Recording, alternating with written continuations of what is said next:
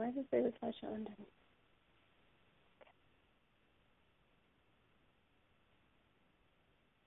Okay, I think we are ready.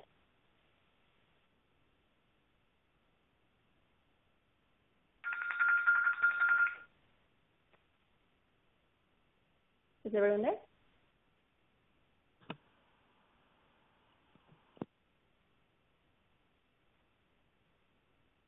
Thank you, everyone, for your patience. We are we're ready to get started. I apologize, we were having a little technical difficulty, but we should be underway. Can everybody hear me? Yep. Okay, great. Kari, you want to start us off? I'm here. Did you want to do the intro first, Jenny, and then I'll read the mission? Okay, sure. Okay, so thank you, everyone, for joining us. Sorry we got started a little bit late. So this is the third webinar of the Positive Women's Network USA anti-racism affinity group that formed at the summit. This one is on race, class, health, and privilege. And in case you're not familiar with this affinity group, Kari Hartel is going to read us the mission of the group, and then I will kind of do an overview and introduce presenters.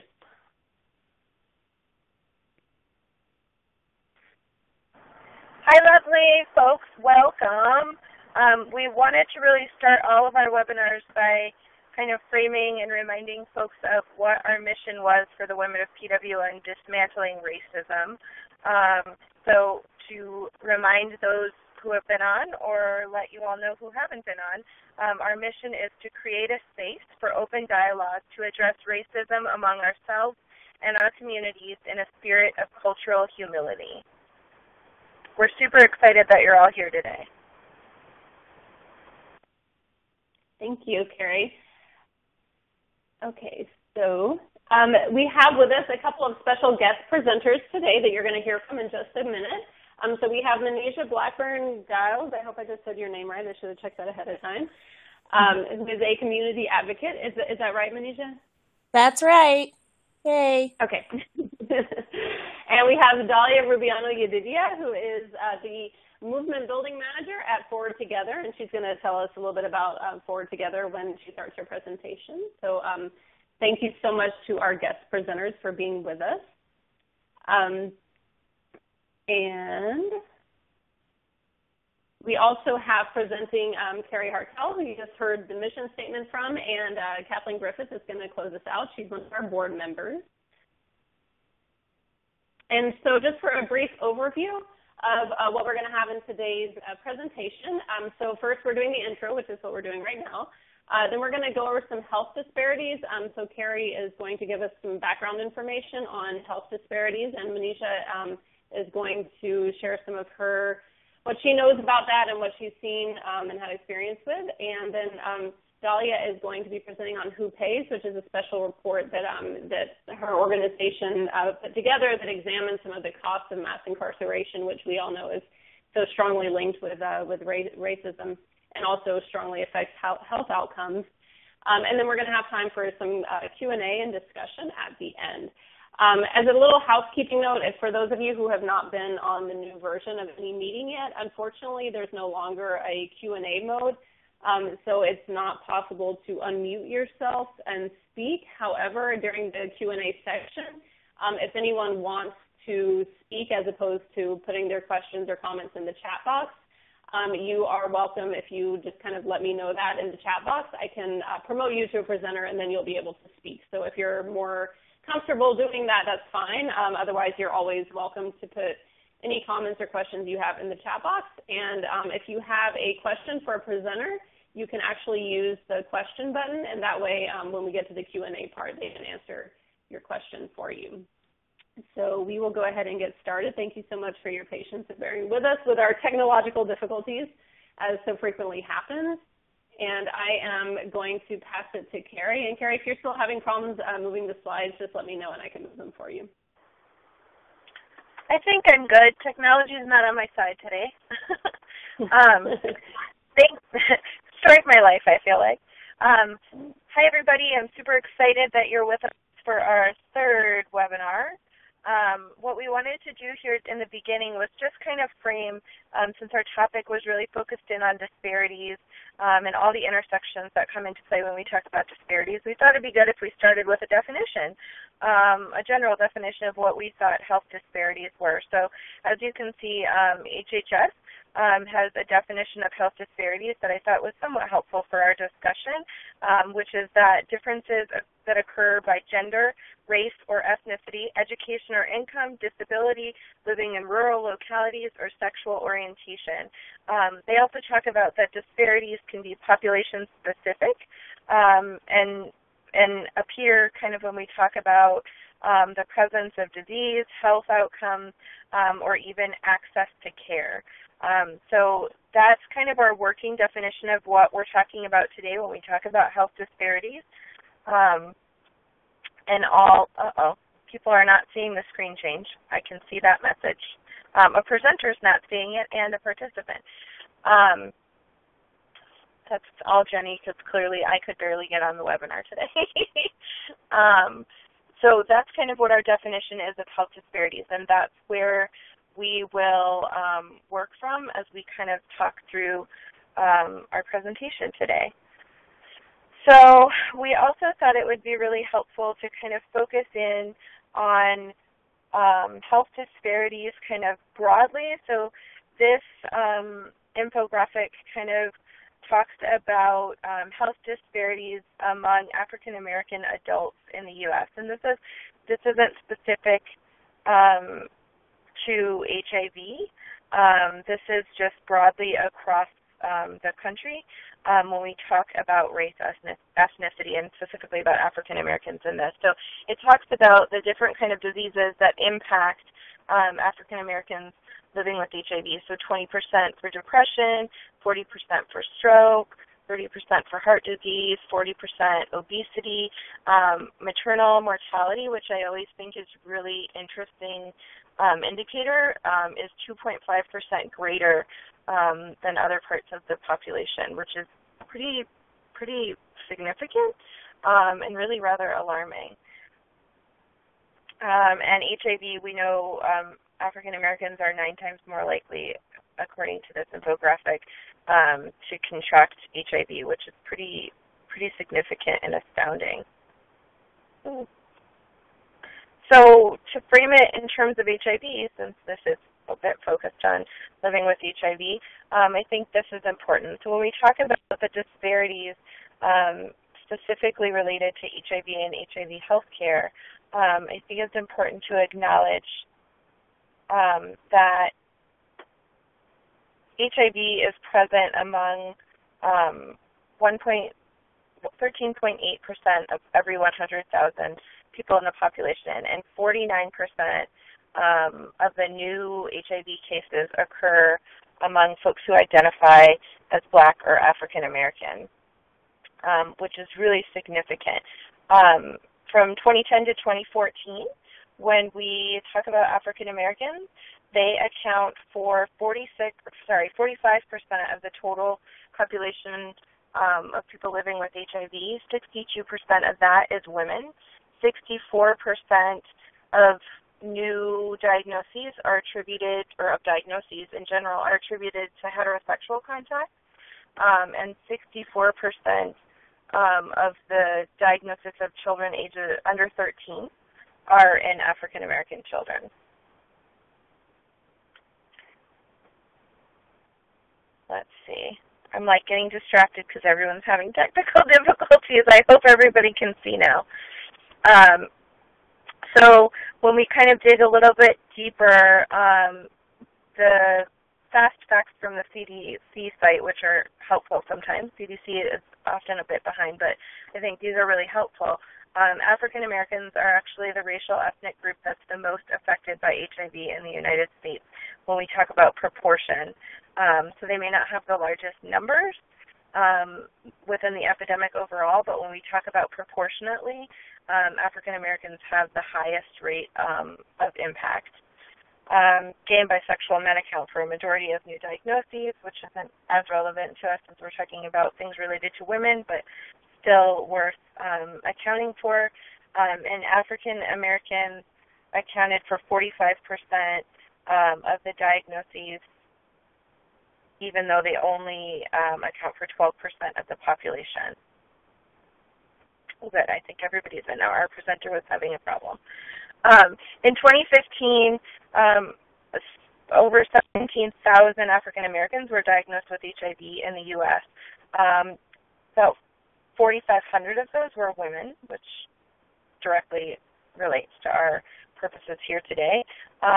More than half of those that were diagnosed identified as gay or bisexual men, and 48% of those diagnosed with AIDS in the United States in 2015 identified as African American. So I think that's pretty significant.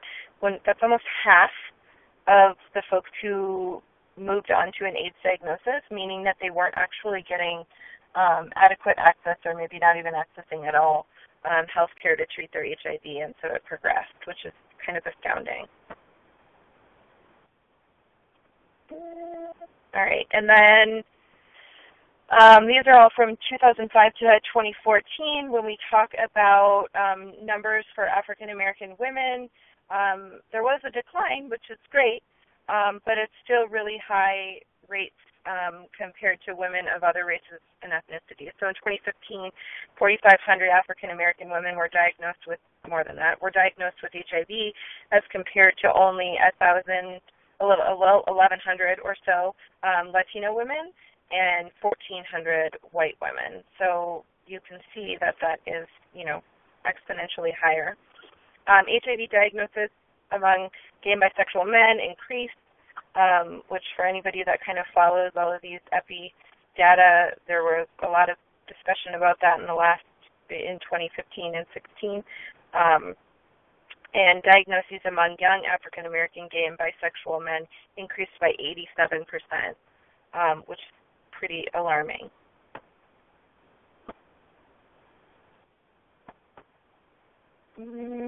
We also know that at the end of 2013, so again, CDC is always a bit behind, that almost 500,000 African Americans were living with HIV, which makes up 40% of everyone living with HIV in the U.S. So African Americans account for 40% of kind of the disease burden when we talk about HIV. And 1 in 8 didn't know their diagnosis, which I think is really kind of important. That's a pretty significant number, as we have really focused attention on making sure that we get the message out there to know your status. That needle hasn't really shifted very much in the African American community.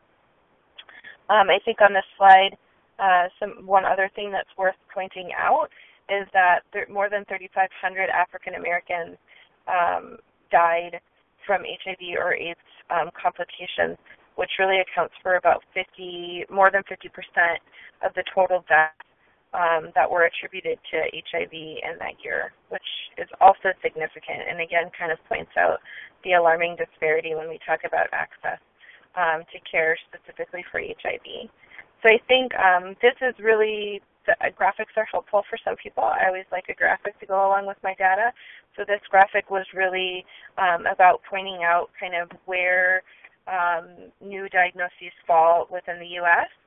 And as we kind of talked about, there is a huge burden when we talk about black men who have sex with men.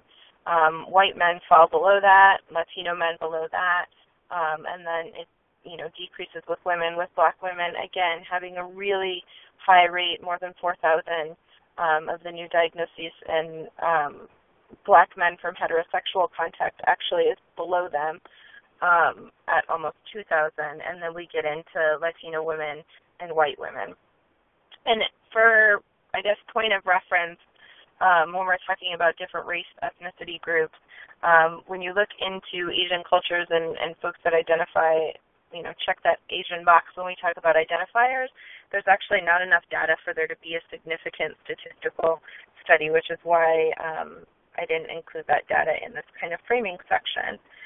So there are lots of prevention challenges when we talk about communities of color. These are specific to the black community. So there's just a lack of awareness about HIV status. There's a greater number of people living with HIV, which means that when you choose your sex partners, if they are of the same race ethnicity, there's a higher amount or higher prevalence of HIV within your community. And there's also higher rates of other STIs within the community. And so that STIs actually increased your chance of contracting HIV. So having higher STD rates or STI rates increases your risk of acquiring HIV. There's socioeconomic issues, which I think Manige is going to talk about a little bit later, and I know actually, I think Dalia is going to talk about these things as well when we talk about, access to health care, housing, prevention education, a number of things that incarceration and all of the things that kind of feed into the intersection of what put you at risk for acquiring HIV. And we also know that when we look across the continuum of care across the U.S., the African American population continue to have poorer health outcomes along the continuum of care. So they have lower rates to linkage to care and viral suppression, and stigma, fear, discrimination, and homophobia also likely play a part in prevention challenges and the continued high acquisition rate for the African American community of HIV. So the other thing that I think is helpful to talk about is Latinos, or in this case, primarily Latinas, hopefully, who also have a disproportionate disease burden when we're talking about HIV. So 7 in 10 of new diagnoses among Latinas occur in gay and bisexual men, which means 3 in 10 occur in women. About half of the Latinos diagnosed with HIV are retained in care. So that is one thing that I think is worth pointing out. When we talk about health outcomes, there's actually a really significant amount of Black and African American folks who are not retained in care, who do not engage in care, who have a higher rate of not being linked to care. When we talk about Latino populations, there's actually a better health outcome in terms of that. So Latinos tend to link to care more significantly. It may be harder for initial linkage, but once they're there, there's actually a higher retention in care rate, which I think is pretty interesting. Although when we talk about Latinos and when we talk about women in general, there tends to be a quicker progression to AIDS diagnosis, meaning that oftentimes people are untreated for longer periods of time. So I think those are all kind of important as we talk about this and why this is important. About a quarter of all of the new diagnoses in the U.S. Are Latinos, despite only representing about 17% of the population. So they represent 17% and 25% of new diagnoses are Latinos. So I'm going to introduce Manige, who is a phenomenal case manager. She actually lives here in the Denver metro area with me. She does a lot of work in healthcare settings, helping people bring their beautiful babies into the world, and has done case management for people living with HIV, and has been actually a fierce ally to PWN Colorado for a long, long time. So I will hand off to her because she is up next to talk about kind of the racial bias in healthcare setting and how that kind of impacts people living with HIV, especially women. Hey, so one thing I really heard that I really wanted to point out is that, I think in my experience, the disparities that we see in the Black community in terms of linkage and retention and care is really is in part because there's a lot of homogeny in providers, and it's incredibly important both for women and people of color to have providers who understand them and understand their community and understand what their specific needs are. And for women and for people of color, that really is missing, especially in the Denver area. So I just kind of wanted to plug that to what Kari said because it's really relevant. Can I have the next slide? Thank you. Oh, we skipped one. There we go. So the the early public health strategies really didn't focus on women, and they really didn't focus on people of color. And that's really something that has been a big barrier now that we're where we are. And, you know, when one community gets a lot of focus in terms of public health messaging and a lot of funding towards that community, that really does inform what the future of those prevention strategies look like. And I really think that this is why we're seeing these disparities now, especially for women and people of color, because in the beginning, the public health strategies looked like this graphic, if you can see it, which was not about women and not about people of color. Next.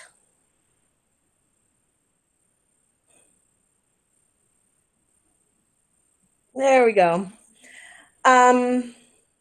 So, you know, the Ryan White system, the federal money that makes lots of these things run, is like the other healthcare systems that we have, where women are only receiving responsive care and services tailored to their needs in specialized locations. And that also goes for people of color.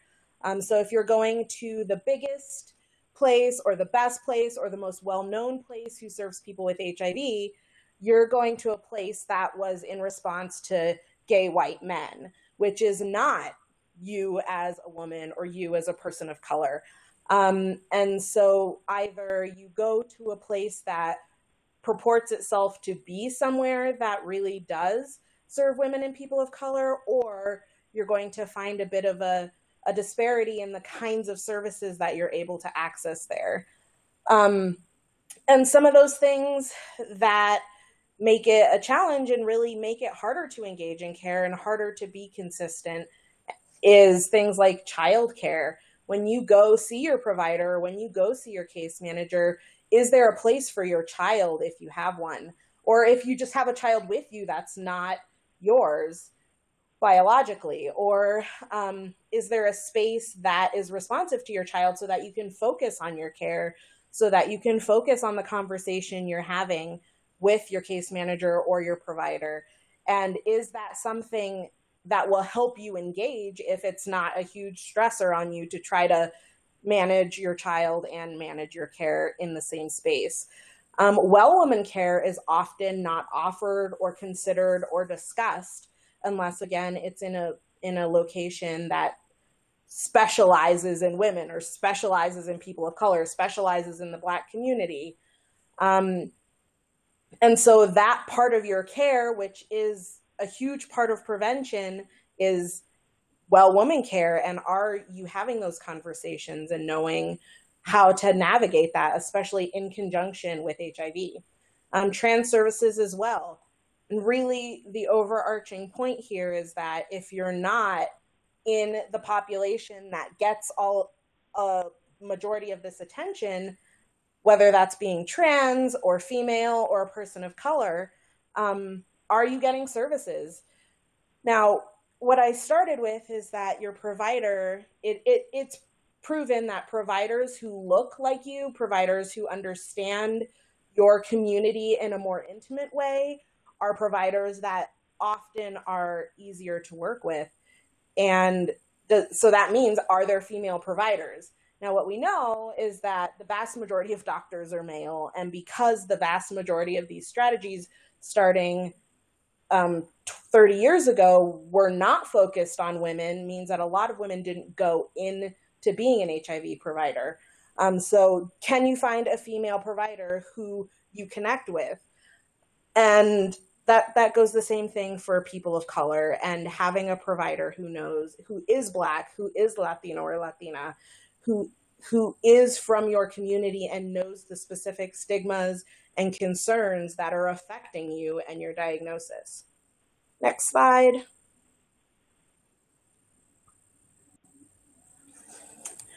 On a larger level, are there women in positions of leadership? Because we know that leadership is who makes the decisions, and the people who make the decisions definitely influence the kind of care you get as a woman and the kind of care you get as a person of color. And so even though that's on a much more macro level, is that available to you to go to a place that's not specifically for women or specifically for people of color? Some of the other things that I've found to be challenging are hygiene supplies, and is that considered to be something important? But realistically, it's something that a lot of women need, not all women, but a lot of women need, and is expensive and can be prohibitive. And while we provide resources for men in spaces like this, clothing, coats, other hygiene supplies, are we providing feminine hygiene supplies as well? Or are we providing coats for women? Are we providing clothing for women? And are we being really clear that this is a safe space, and having staff be knowledgeable about things that disproportionately affect women apart from HIV, like sexual assault and domestic violence? And then additionally, the cultural considerations for your care, and whether or not you, for religious reasons or personal reasons, need to be engaged in trauma-informed care and have a provider who understands those things.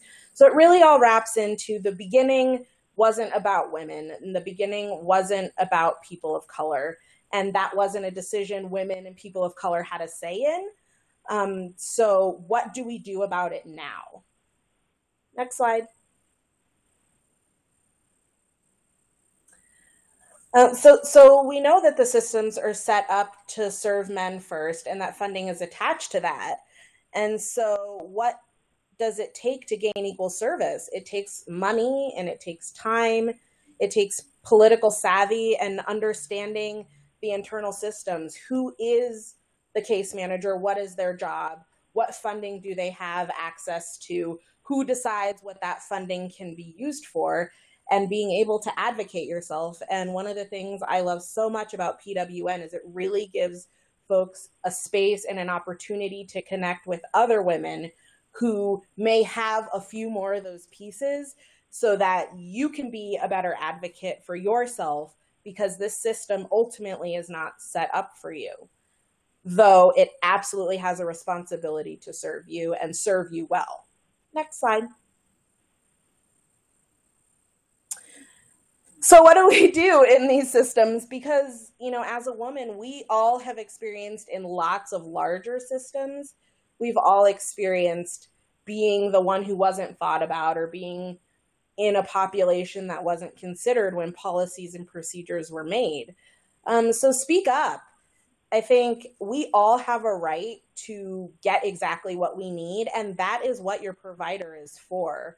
And so speak up if they don't have something that you need, or speak up if you see like, hey, this service is missing and I can get it at this place over here that says they serve women specifically, but there's no reason I shouldn't be able to come here and get the same thing.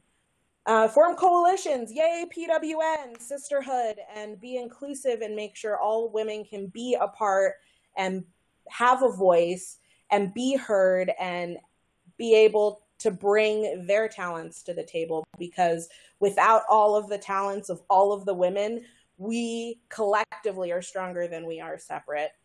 And I think it's totally okay to challenge the systems. And if you see a spot where the system is broken or the system isn't serving you, to do the thing that is most important above all, which is ask for what you need until you get it. Because ultimately, because you are a woman or because you are a person of color, doesn't mean that you don't get the same level of responsiveness as men.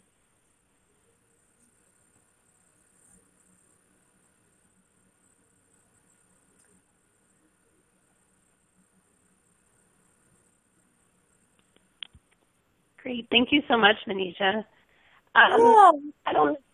Kari, did you have anything to add, or do you wanted to put in there before we move over to Dalia?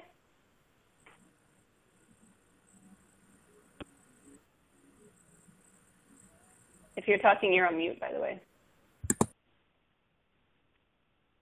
Double muted myself so I wouldn't accidentally talk off mute.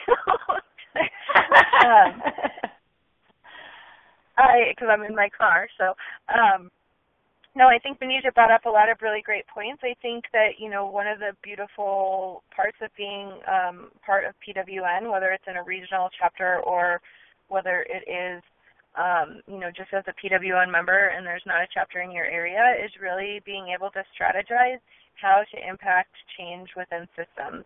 And it may not be the huge structural system that creates the barrier, but it might be, going to your local, clinic and being able to advocate for what you need. We've seen that happen in multiple areas. I know Georgia had a campaign to make their waiting rooms, and I think Philly did too, actually, to make their waiting rooms cozier for women who are oftentimes bringing children to the doctor with them, and there was no place for the children to sit, and there was nothing for them to do, and they got that because they, pushed and advocated and did not just go along with the bias system or go along with a place that didn't meet their needs, that they spoke up and continued to ask for what they needed and were strategic about planning how to change that, and what they needed and what needed to happen for them. And change isn't always fast. Sometimes it comes in pieces. So, I think just framing that, because these are huge systems and structural barriers that are in place that sometimes work against us as women or as people of color or as people living with HIV. So I think, kind of keeping that framework in mind means that you can make changes that may seem small but actually end up having big ripple effects on the structure. Great, thank you. Thank you so much. Okay, so we're going to move over to our next presenter, which is Dalia Rubiano Yedidia. And let me tell you a little bit about her. She is the Movement Building Manager at Forward Together, where she coordinates Strong Families, which is a national network of over 200 organizations working at the intersection of race, gender, and sexuality. And Positive Women's Network is a Strong Families partner. Before joining Forward Together, she worked in the domestic worker movement, where she organized nannies, house cleaners, and caregivers to seniors and people with disabilities in New York, Chicago, and the San Francisco Bay Area for over 7 years. So we're really excited to have her present on Who Pays, which is a report that Forward Together put together with the Ella Baker Center. So I'm going to pass it over to Dalia. Great. Thanks so much, Jenny. Hi, everyone. My name is Dalia. Thank you so much to Positive Women's Network for inviting me to present. I've been learning so much just like from our previous presenters, and it's really great to connect with you all. And so, yeah, I've been adding a little in the chat, and I know I can't see you all, but I will feel you here with me, and look forward to the Q&A too, so we can get to know each other a little more. So like Jenny said, I'm the Movement Building Manager at Forward Together, and Forward Together is a multiracial organization that works with community leaders and organizations to transform culture and policy.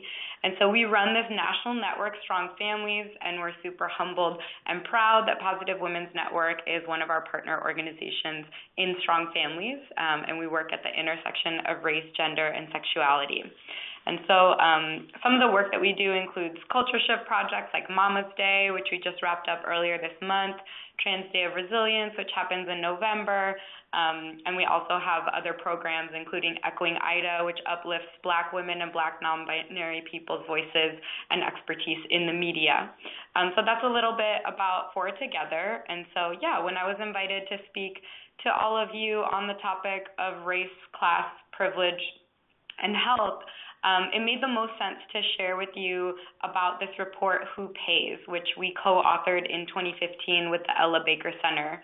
And so many of you, I'm sure, have stories related to the experiences of mass incarceration in this country, perhaps about being on the inside yourself and now fighting for policies or organizing in your own communities with PWN, and, yeah, centering the voices of those most impacted.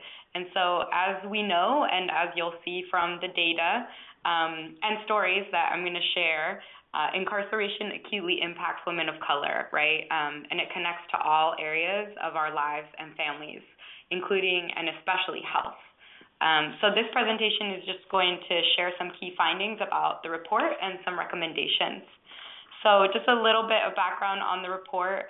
Who pays the true cost of incarceration on families proves that locking up millions of people, the consequences of that are far deeper than we might think on the surface.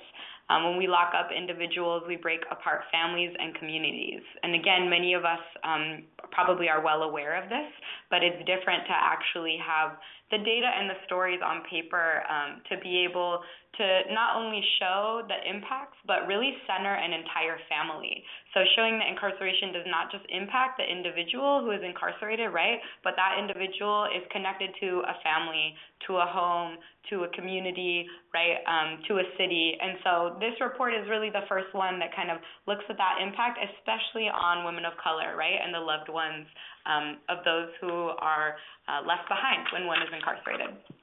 So I'm going to move my own slides if I can work that out. Let's see. Okay, cool. So first I just want to tell you a story. I got permission from my best friend to share her story. So a little over 2 years ago, it was actually my first week on the job here at Forward Together, I got an early morning call.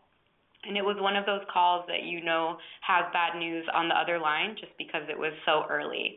And so I learned that the brother of my best friend from high school had been shot and killed. He was 21 years old and the father of a beautiful 2-year-old boy, and he left behind his girlfriend, his parents, his 4 sisters, and 3 nephews. This story, though, is not a story about gun violence, which would be its own webinar. It's really more about him and how he and his family, right? He had been in and out of juvenile detention centers, county jail, and San Quentin for most of his short life. He was the baby brother of 4 sisters, and one of them was my best friend, and I'd known him since he was 9. He was an amazing dancer.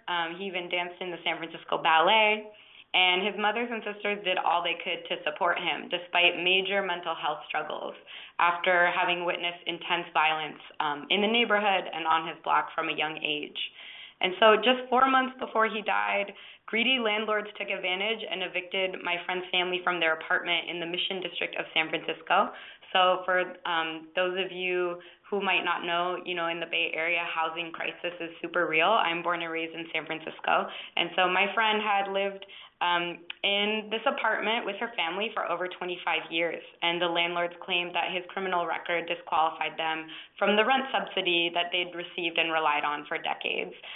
The family was forced to scatter to 5 different suburbs, towns, exurbs, where working class people of color get displaced to every day, right, in the Bay Area.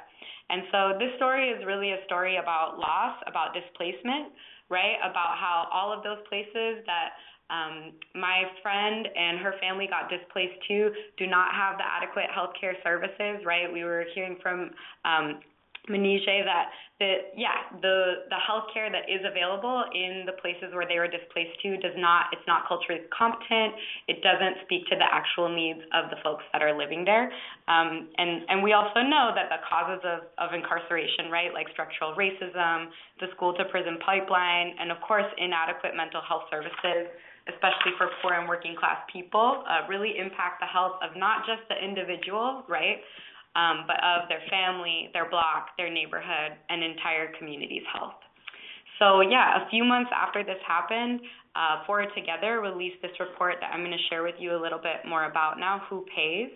And while we all know the answer, right, of who actually pays for the cost of incarceration, it's families, particularly low-income women and women of color bearing that brunt. This report really centers, these stories. So thank you for listening to that story, and now we'll get into some of the key findings. Let's see. There we go. Okay. So about the report. So the report was truly a collaborative effort. It was co-authored by the Ella Baker Center and Forward Together, but it was really a collaboration between 23 partner organizations across 14 states.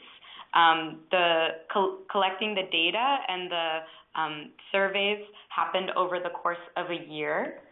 And this is a little bit of the demographics of who participated in the report. So we collected over 1,000 surveys from both formerly incarcerated individuals and from their family members and loved ones.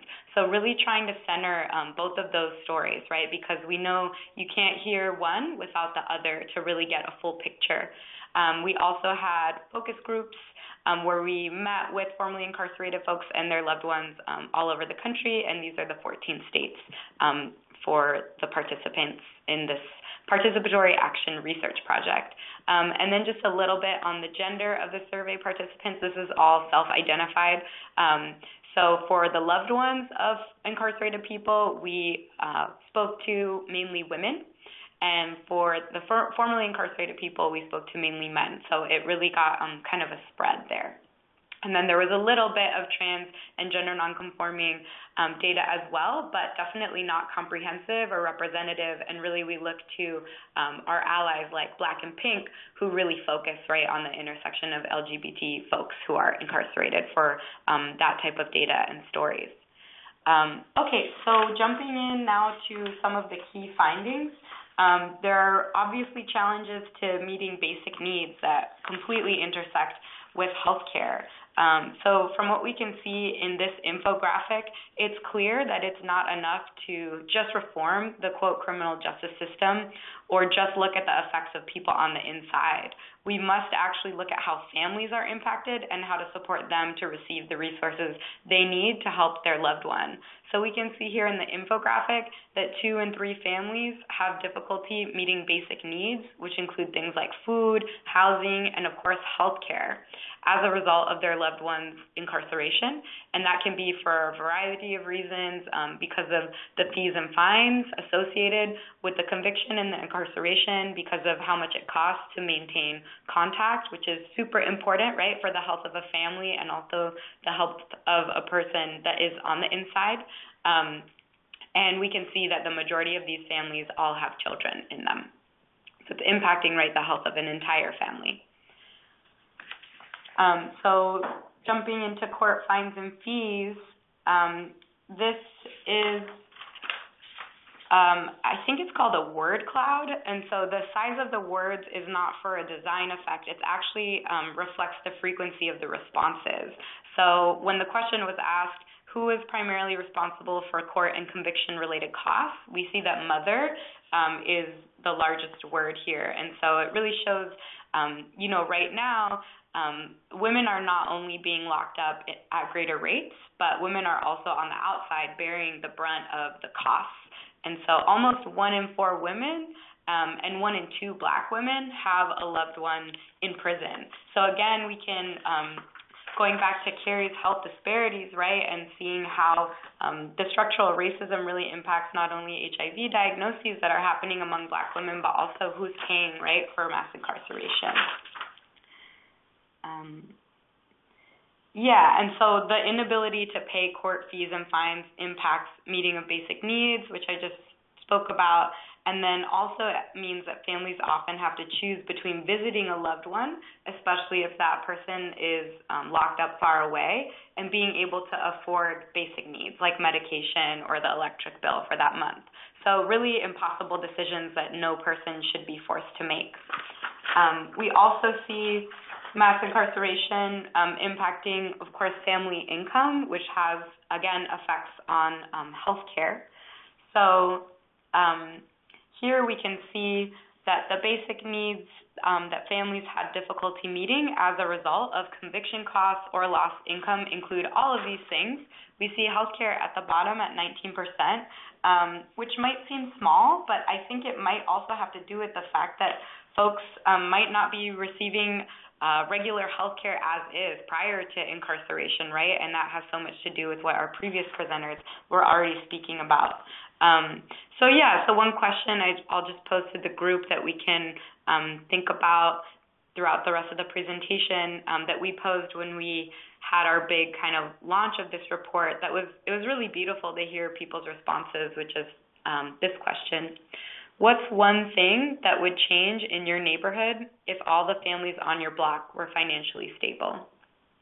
right? And so I think this type of framing is really important because it can help us to vision, right, that we actually have the solutions and we know what we need, right? And it's not policing, it's not further incarceration, it's not state violence. We actually know the things that we need. And so if all of the families in our neighborhood were financially stable, right, what would change? And we know it would be a lot. So anyway, we got to see a lot of kind of responses to that visioning up on a wall, which was really beautiful when we launched this report. Moving forward,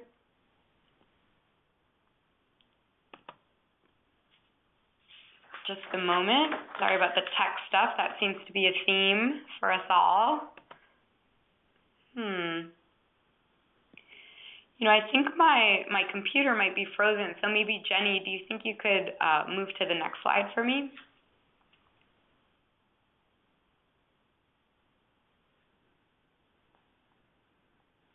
Okay. Sorry, I'm trying. I'm trying. Mine is also not moving forward.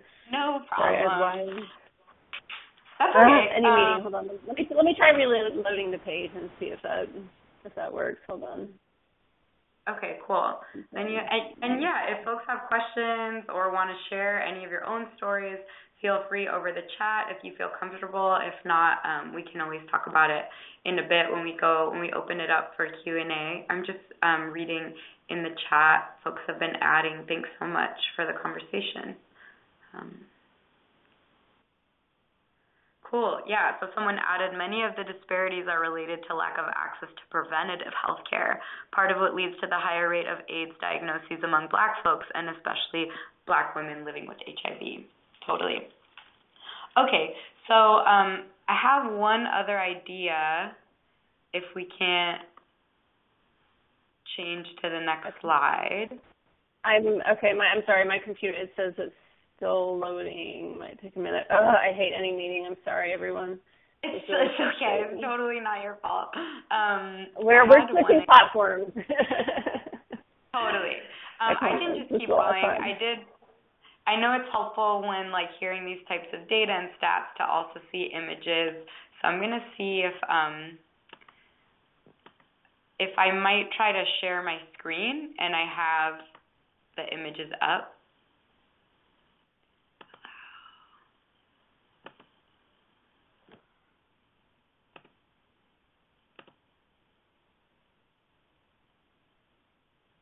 Thanks everyone for bearing with us. I'll just keep going, but let's see. Can you all see my screen right now? No, Dalia, I can't. Okay. Well, so much for the loading. So frustrating. That's okay. Just feel free to interrupt me if you end up being able to see something, but I'll just keep going a little bit on the little bit more on the key findings, and then we'll just move into the recommendations. So I'll go into challenges to maintaining relationships and family stability. So we know that the cost of fees and fines and the cost of visitation, which is super key to helping people get support upon reentry when they're released, that keeping connections to loved ones is really important while people are incarcerated.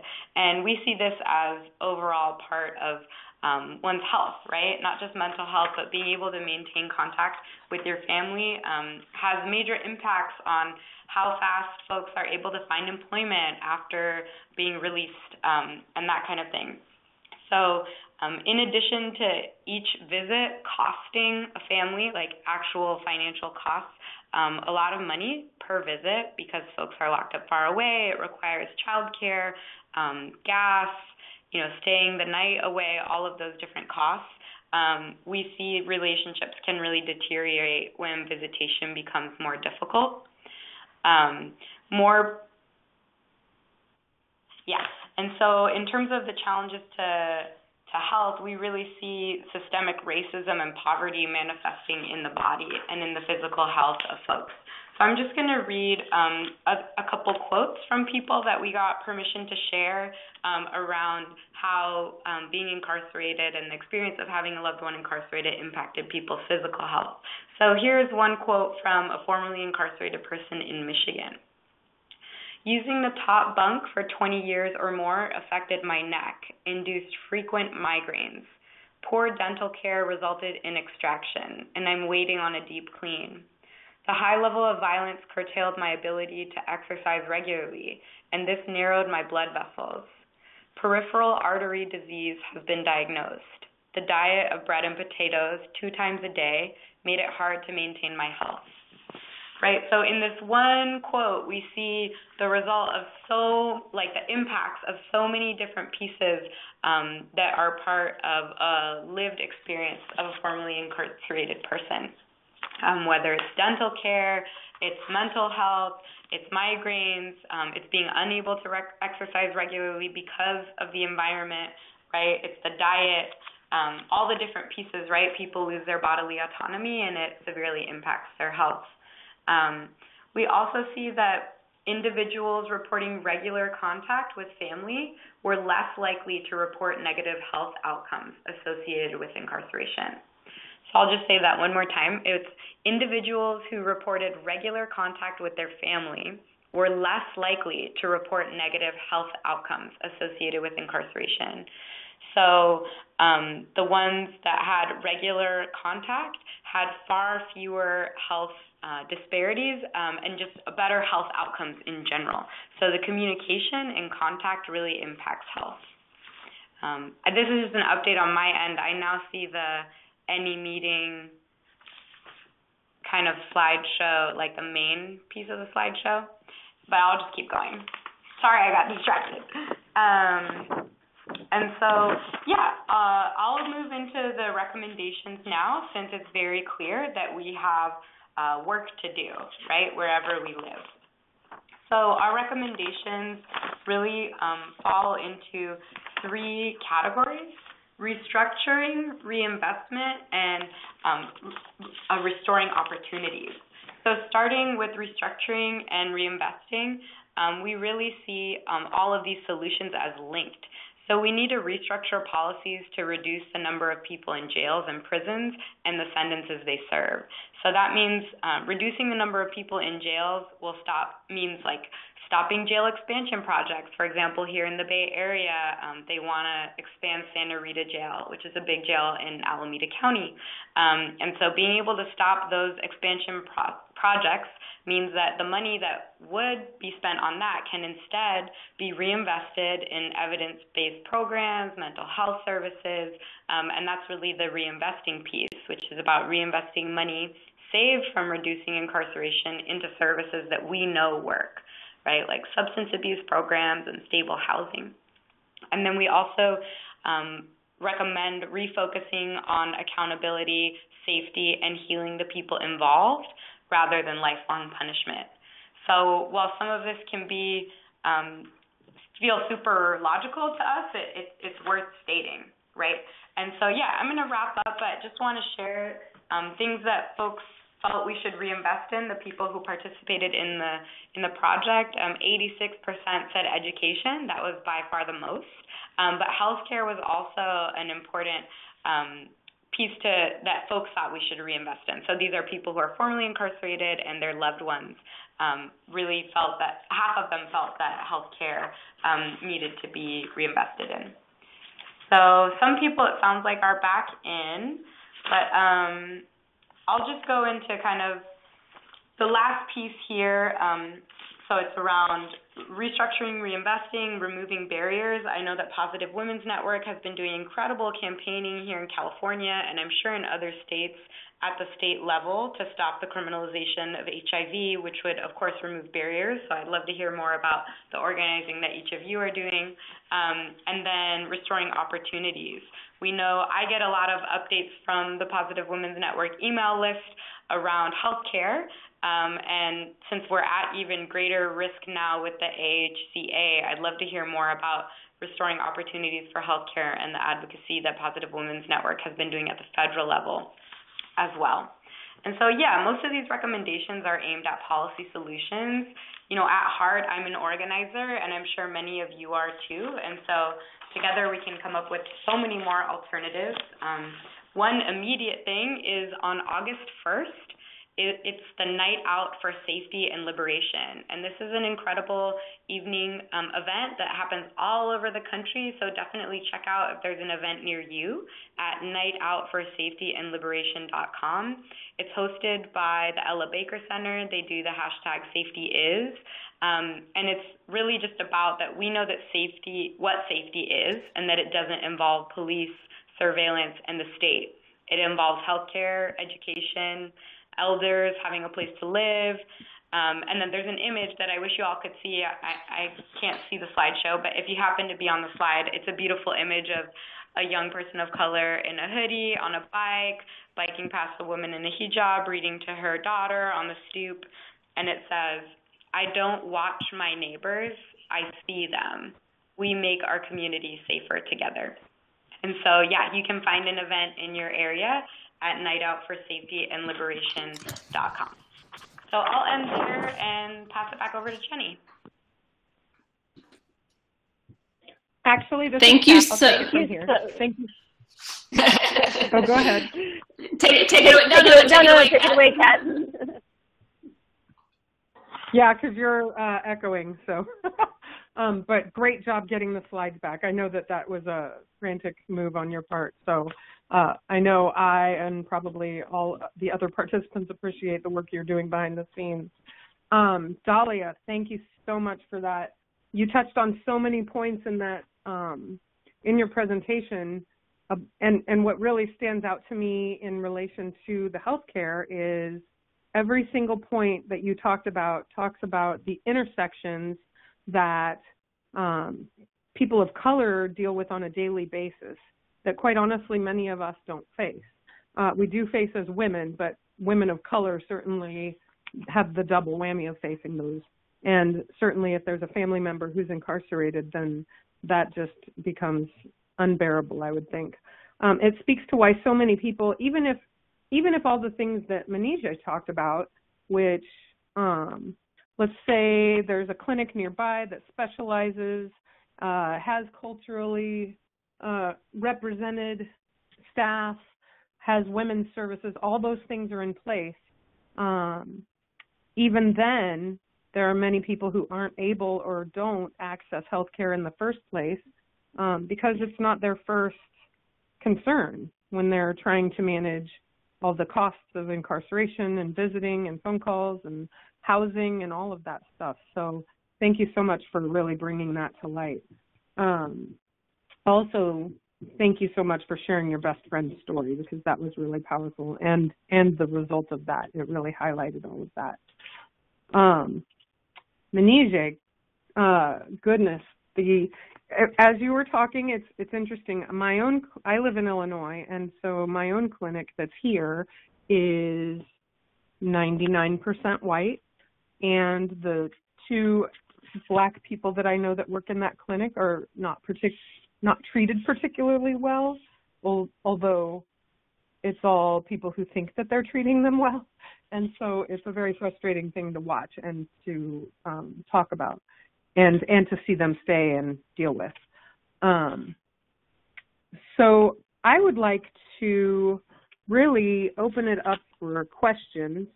I'm sure that there are plenty of questions for the two of you relating to all of this as it relates to health disparities, and thank you for the statistics leading us in, Kari, because having that framework to work from has really been helpful to work from that forward.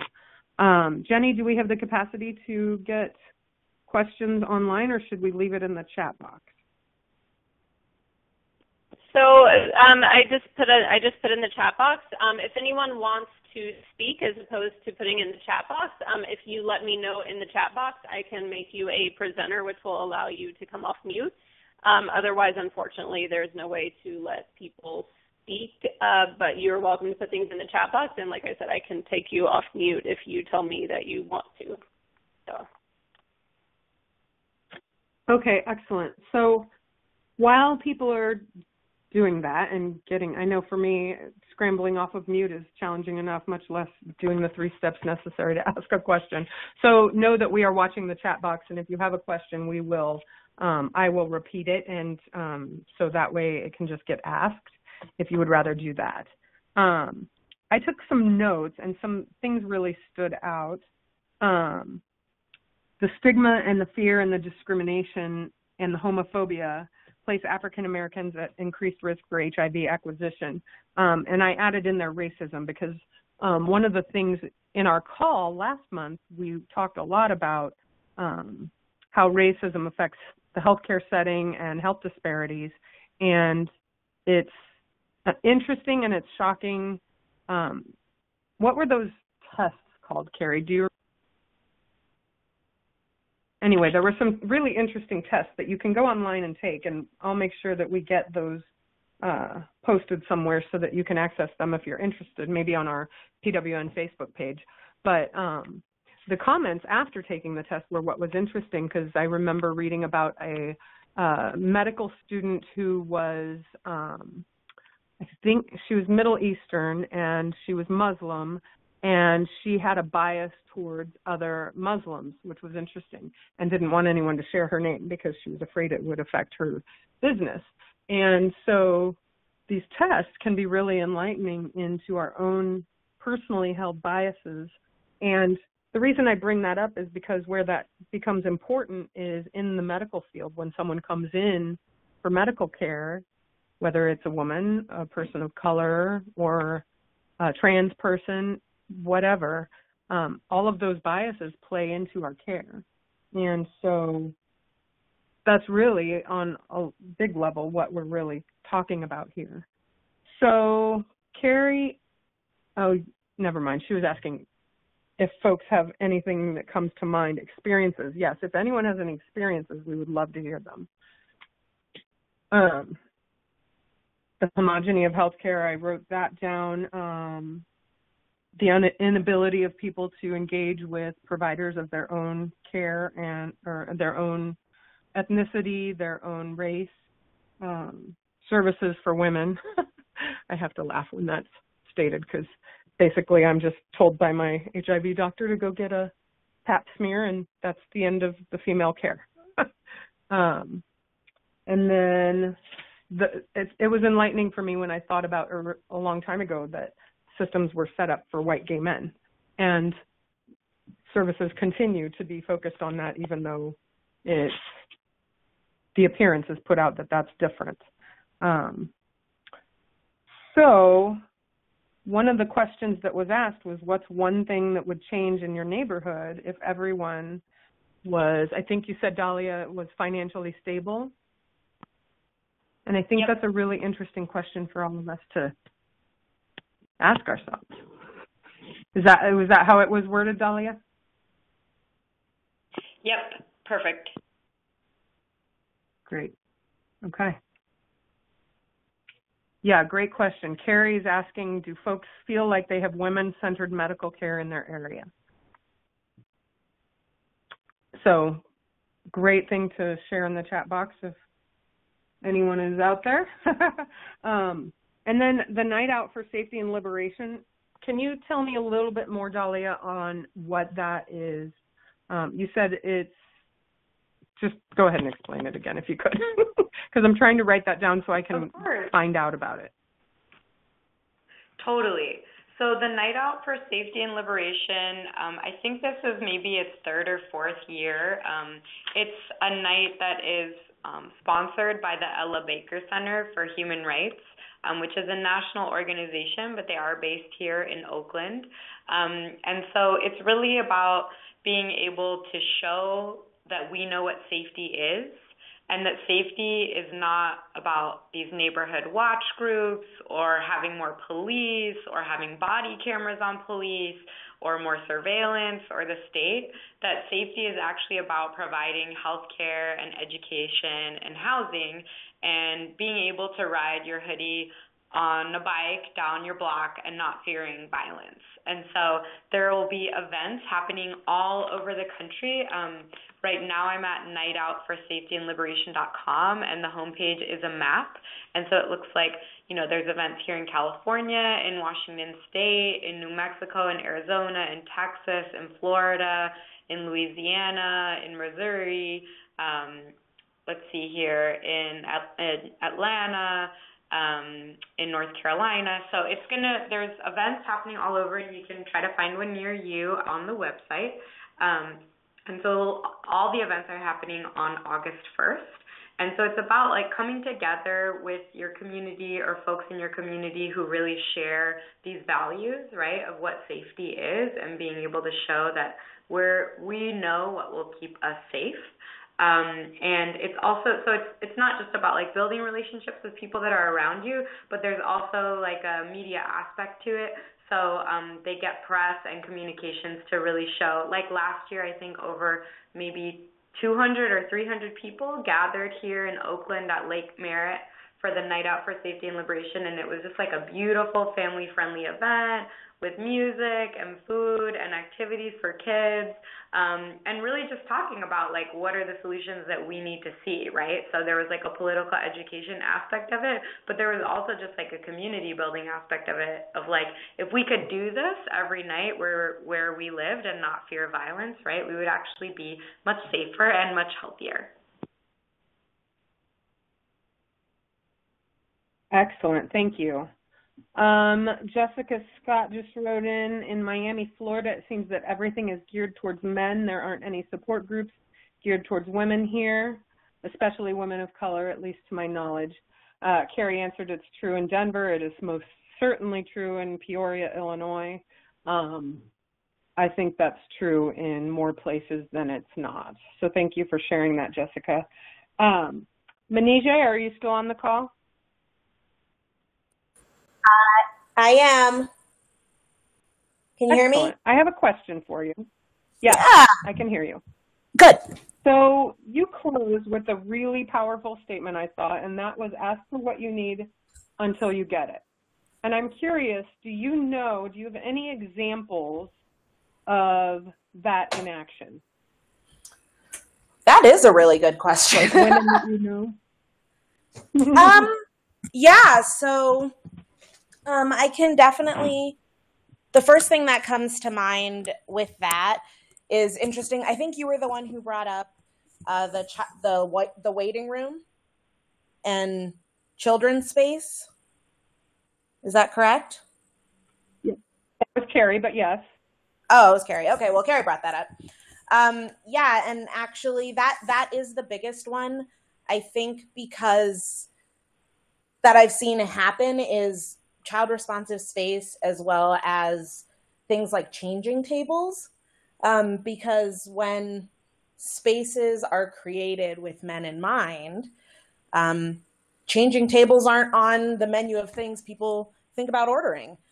So most recently, the thing I've seen come through is lots of women getting together and just saying, hey, I have my kid here and there's not even a toy for them to play with, or I have nowhere to change them. And seeing this really beautiful coalition of clients and staff getting together and saying over and over and over, we need this here. When are we going to get it? We need it. When are we going to get it? And eventually it happened. So yeah, I've definitely seen it happen, but like Kari says, it's a slow process and it can be really taxing. And as women, we're not really taught to speak up. That's why we don't ask for raises as much as men do. And that's why we don't, do this negotiation thing with salaries the way men do, because that's something generally we're not socialized to do. But it definitely works. Excellent. Thank you. That is a really great example. For me, oftentimes, women, even on a much smaller level, women it feels like we have to advocate for everything. And for women of color, I'm sure that is 2 or 3 or 4 or 5-fold. And so I'm always excited when I talk to Black women who kind of go out and kick butt and kind of demand, they demand their care. And I have a really great story about someone that I know, and her doctor said something somewhat racist and more like, do it because I say so, kind of like a power dynamic. And she stood up and told him exactly why that was not okay to say to a Black woman, and why standing above her when he talked to her was wrong and wasn't going to help her engage in her care. And he heard her. And so that is always the example that comes to mind for me, but she is not the average. She's an advocate as well, and someone that really knows her stuff and does it professionally. And so, but I always think of that example when I think of someone really taking charge of their own care, but also educating someone else in the process. So I'm curious to know if, I know that there's some conversation going on. Hang on, let me read the. It's good conversation too. It's about. So Brandy. Say that again. Okay. So Brandy was talking about trying to advocate for women of color as a white woman, and I can relate to that too. I often feel restricted in that way, and the reality is we just are. At some point, there are some things we can do, and then there are some things that people need to be empowered to do to and for themselves and want to be in their own community. And as a white woman, I've just had to become okay with that. But we can certainly ask the right questions. Dalia just wrote, do you feel safe here? Is there anything I can do to help you feel more comfortable? And those are fantastic ways that we can certainly reach out to people. If you're a case manager or someone that's kind of at an entry point in a clinic, that's fantastic. As the average advocate out in the world, certainly we can just put that message out loud and clear. I'm wondering if either of you have any final thoughts that you'd like to share. I'm not seeing building coalitions. Ivania is talking about building coalitions with organizations who tend to get more resources. Is there any movement around building coalitions with organizations who tend to get more resources, led by gay white men and women of color-led organizations?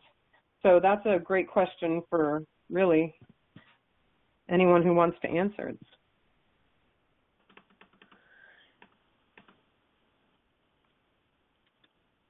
I know that PWN is part of several coalitions, so we certainly do that, but I'm curious also about any other that you know about. Oh, thank you, Yvonne. This is Dalia. So yes, I also think, just going back to the previous question, something else that can sometimes just to acknowledge what is happening, acknowledging. I know that, I think it was Brandy was saying, sometimes it's frustrating, or it can be hard to know kind of what is the best way to support women of color. And so, just one thought I had was acknowledging, I know that I'm white and that this is different for me and this is my experience. I know these are pretty, people know this, but sometimes it's really hard to say, right? And so being able to acknowledge, there are no healthcare providers of color here. I can only imagine what that's like for you. I don't know what that's like. Something like that really is able to acknowledge it can sometimes also kind of open up some space to be able to share the lived experience. And then, in terms of the coalition, so Positive Women's Network is a part of Strong Families, and Strong Families works at the intersection of race, gender, and sexuality. And Forward Together, we've always been a queer org. We're led by women of color, so definitely not in that gay white male powerhouse gay Inc. thing, but I do think that this network of over 200 organizations that are part of Strong Families is only getting stronger, and it's a great way to be able to connect with some other organizations. And there are some more mainstream LGB organizations in the network, as well as like super local grassroots trans justice org. So there's a good range of organizations. So I definitely love this question, and just that there are, that there are folks reaching for coalitions or networks or larger spaces where it's like, where can we get exposure? Where can we lift up our leadership? And so, yes, we share out Positive Women's Networks happenings here in California with our California list, and I'm also happy to lift up if there are other kind of at the national level campaigns or projects or stories. I would love to help make that happen, at least to the Strong Families Network. So while we might not be that kind of big, powerful mainstream that we know so many resources and funding is attached to, we definitely want to serve as a place to lift up the experiences here as well.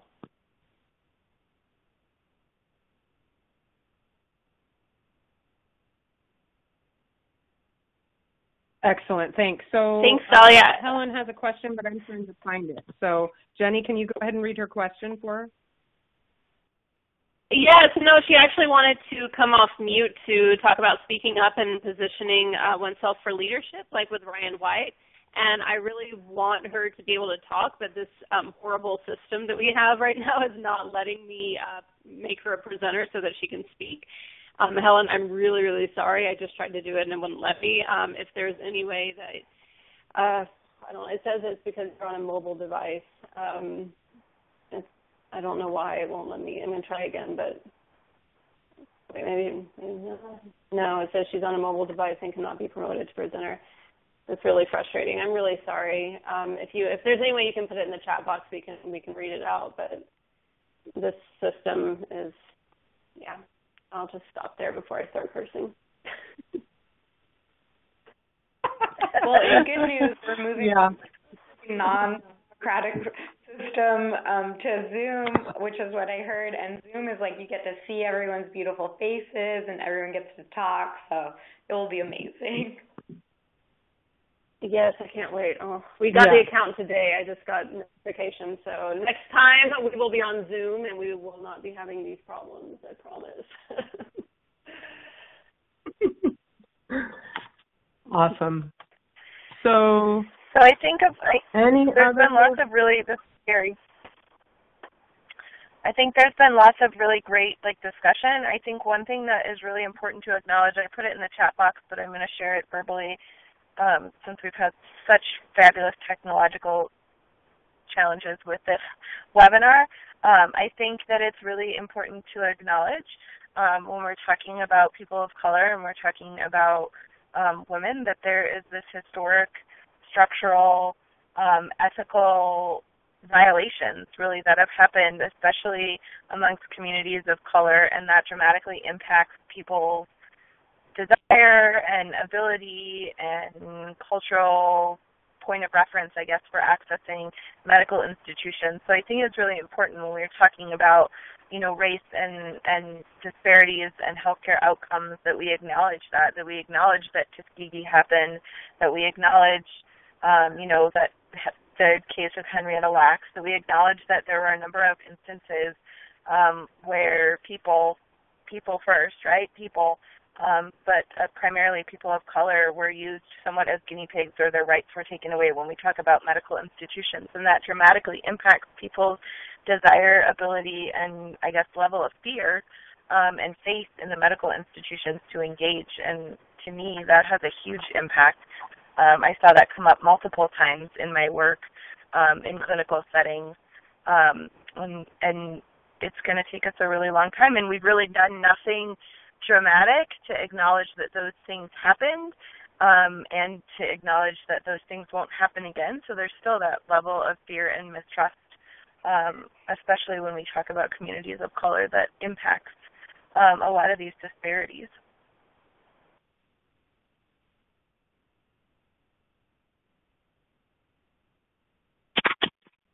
Absolutely, great point.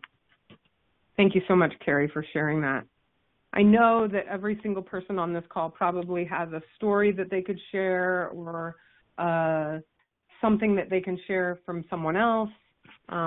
Certainly, many of us are women who are dealing with these issues on a daily basis, and so Please feel free to connect with us on Facebook or wherever that you can get connected.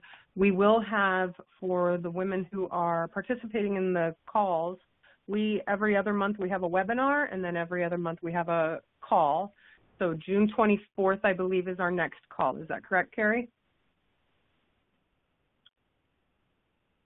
That's just one of them. That's those are the calls specifically for white women for the discussion groups, and our next webinar will be in July. Right. Yeah, our next webinar is in July. So the discussion groups are based on readings, and so they're part of that affinity group that we created while we were at the summit. So sometime in July, look for announcements, look for it in your emails. We would certainly love to have all of you there and all of you participating, and then you'll all even get to speak, which will be fantastic. So if nobody has anything to add, then I believe that would be the end of our webinar, and I want to say thank you to everyone for being part of this, for engaging in these discussions, and if there's one takeaway I would love for everyone to have, it's what is one small thing that I can do to push the system a little bit and to push this a little further forward. And so with that, I think I will close it out. And thank you, everyone. Great. I just want to thank you so much, everyone, for sharing all the presenters. Sorry. I just wanted to close quickly because we've done this with all of our other webinars. We've opened and closed with the mission of what these webinars and the discussion groups are, which is to create a safe space for open dialogue to address racism among ourselves and our communities in a spirit of cultural humility. And I echo what Kat said. What is the one thing that you can do today to make a change? Awesome. Thank you for that, Kari. All right, ladies, hope we see you, and gentlemen, maybe. Hope we see you on the next webinar in July, so look for your emails. Thanks, everyone. Thank you so much. Sorry for the technical difficulties. We love you all, and thank you to the presenters. Have a good night, everyone.